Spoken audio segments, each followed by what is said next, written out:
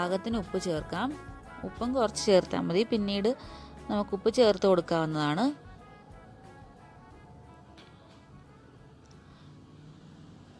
ഈ മഞ്ഞൾപ്പൊടിയും ഉപ്പും വെള്ളവും പച്ചക്കറിയും എല്ലാം കൂടെ നന്നായിട്ടൊന്ന് യോജിപ്പിച്ചെടുക്കണം. ഞാനൊരു 5-6 ചെറിയ ഉള്ളിയും ചുവന്നുള്ളിയും പിന്നെ 2 ഗാർലിക് വെളുത്തുള്ളിയും കൂടെ ചേർത്ത് കൊടുക്കുന്നുണ്ട്, ഈ ഗ്യാസ് ട്രബിൾ അങ്ങനത്തെ പ്രശ്നങ്ങളൊന്നും വരാതിരിക്കാനായിട്ട്. ഇനി ഇതെല്ലാം കൂടെ നന്നായിട്ടൊന്ന് വേവിച്ചെടുക്കാം, 1-2 വിസിൽ ആവുന്നിടം വരെ. അപ്പം നമുക്കിനി അത് ചൂടാക്കി ചേർക്കാനുള്ള പൊടികൾ എടുക്കാം. ഞാനിവിടെ മല്ലിപ്പൊടി എടുത്തിട്ടുണ്ട്, ഉലുവാപ്പൊടി, കായപ്പൊടി വളരെ കുറച്ച് എടുത്തിട്ടുള്ളൂ, പിന്നെ മഞ്ഞൾപ്പൊടി, മുളക് പൊടി, കുറച്ച് സാമ്പാർ പൗഡർ, ഇത്ര എടുത്തിട്ടുണ്ട്. പിന്നെ നമുക്ക് കടുക് വറക്കാനായിട്ട് കുറച്ചധികം കൊച്ചുള്ളി വട്ടത്തിൽ കനം കുറച്ച് അരിഞ്ഞ് വെച്ചിട്ടുണ്ട്, കറിവേപ്പിലയുണ്ട്, ഉണക്കമുളകുണ്ട്, പിന്നെ കടുകുണ്ട്. ഞാനൊരു 3-4 ഉലുവയും കൂടെ ചേർക്കും. പിന്നെ പുളി വെള്ളത്തിലിട്ട് വെച്ചിട്ടുണ്ട് പുളിക്ക് വേണ്ടി. പിന്നെ തേങ്ങ വറുത്തരച്ച് വെച്ചിട്ടുണ്ട്, ഞാൻ നേരത്തെ തന്നെ തേങ്ങ വറുത്തരച്ച് റെഡിയാക്കി വെച്ചിട്ടുണ്ട്. നമുക്കൊരു 2-3 ടേബിൾ സ്പൂൺ തേങ്ങ വറുത്തരച്ചത് മതിയാവും. പിന്നെ വറക്കാൻ ആവശ്യമായിട്ടുള്ള വെളിച്ചെണ്ണയും.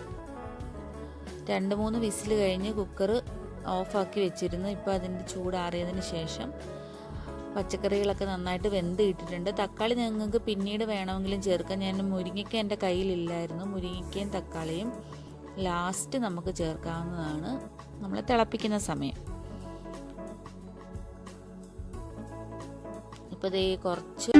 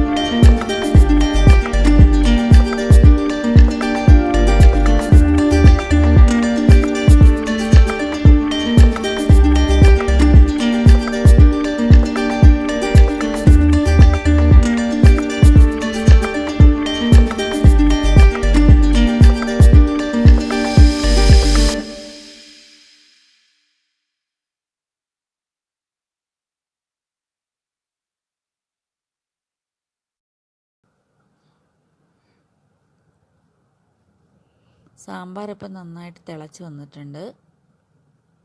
ഇപ്പോൾ ദേ ഒന്നും കൂടെ നന്നായിട്ട് കുറുകിയത് കണ്ടില്ല, നമ്മൾ നേരത്തെ കുറച്ച് വെള്ളം പോലെ കിടന്നത് തേങ്ങ വറുത്തരച്ചതും കൂടെ ചേർത്തപ്പോഴത്തേനും ഒന്നുകൂടെ നന്നായിട്ട് കുറുകി വന്നിട്ടുണ്ട്. ഇത് തണുക്കുമ്പോൾ കുറച്ചും കൂടെ ഒന്ന് കുറുകി വരും. അപ്പോൾ അതിനനുസരിച്ച് നമ്മൾ സാമ്പാർ വാങ്ങണം. ഇപ്പോൾ റെഡി ആയിട്ടുണ്ട്. ഇനി ഞാൻ ഇതിലേക്ക് വേണ്ട വറവ് ചേർക്കാൻ പോവുകയാണ്. വെളിച്ചെണ്ണ ഒഴിച്ചു കൊടുക്കാം. വെളിച്ചെണ്ണയിൽ തന്നെ താളിക്കാൻ ശ്രദ്ധിക്കുക. അപ്പോഴാണ് സാമ്പാറിന് നാടൻ ടേസ്റ്റ് ഉണ്ടാവുന്നത്.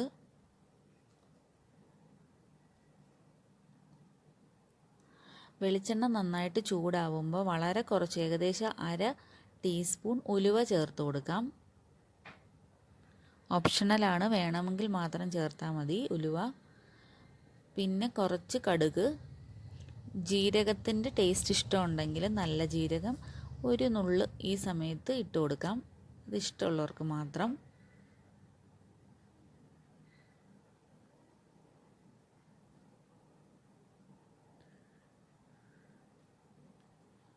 കടുക് നന്നായിട്ട് പൊട്ടി വരുമ്പോൾ നമുക്കിതിലേക്ക് 2-3 ഉണക്കമുളക് കട്ട് ചെയ്തത് ചേർത്ത് കൊടുക്കാം.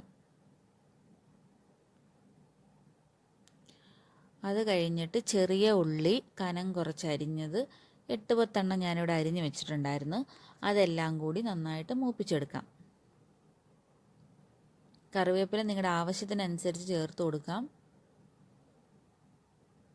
ഇപ്പം നല്ലൊരു മണമാണ് നമ്മൾ ഈ കടുക് വറക്കുന്നതിൻ്റെ.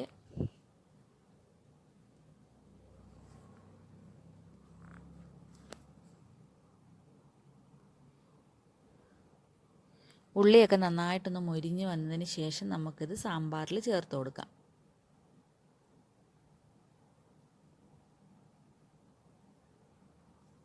നമ്മുടെ സാമ്പാർ ഇവിടെ ഇരിപ്പുണ്ട്. ഉള്ളിയും മൂത്ത് വരുന്നുണ്ട് നന്നായിട്ട്.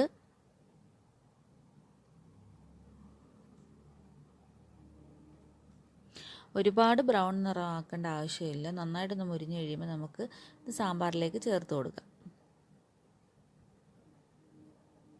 ഇത് സാമ്പാറിലേക്ക് ചേർത്തിട്ട് അപ്പം തന്നെ ഈ പാത്രം അടച്ച് വെക്കുകയാണെങ്കിൽ ഈ ഉള്ളി മൂത്തതിൻ്റെ ഈ വെളിച്ചെണ്ണയുടെയൊക്കെ മണം നന്നായിട്ട് സാമ്പാറിലേക്ക് ഇറങ്ങി ചെല്ലും. പിന്നീട് നമ്മൾ ഒരു 5 മിനിറ്റ് വല്ലതും കഴിഞ്ഞിട്ടല്ലേ കഴിക്കാറാകുമ്പോൾ എടുത്ത് നന്നായിട്ട് മിക്സ് ചെയ്തിട്ട് ഈ സാമ്പാർ എടുത്താൽ മതിയായിരിക്കും.